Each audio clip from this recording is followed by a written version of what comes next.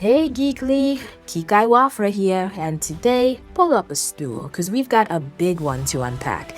We are talking about the Fallout TV show, Hollywood egos, and a statement from Bethesda that sounds remarkably sensible until you actually stop and think about who is saying it. So here is the news.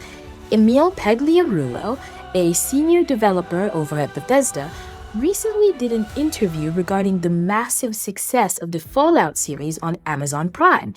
He revealed that back in the day, Hollywood kept trying to pitch them standard adaptations. You know the type. The studios wanted to throw video game movie directors at the project. Basically, guys who had made a career out of churning out those mid-budget adaptations we all tried to forget.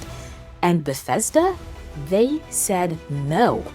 Todd Howard apparently put his foot down and said, "We do not want the guy who makes video game movies.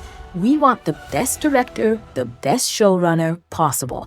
They essentially waited until Jonathan Nolan, the guy who wrote The Dark Knight and created Westworld, came knocking. And honestly, let's put the cards on the table.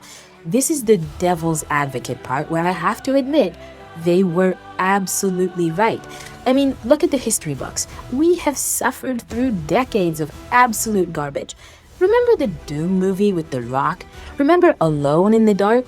For a long time, video game movie was practically a synonym for tax write-off. By waiting for a legitimate, high-tier filmmaker like Nolan, instead of just grabbing the first director who knew what a controller looked like, Bethesda dodged a bullet.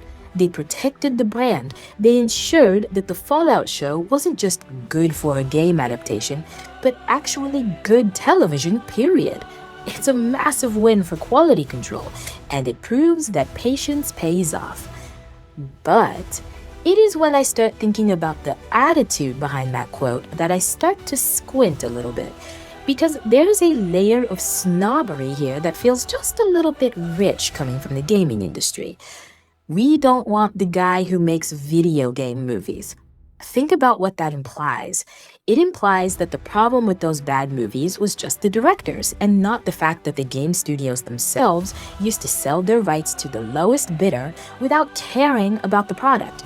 It implies that video game directors are inherently second-class citizens compared to real Hollywood talent.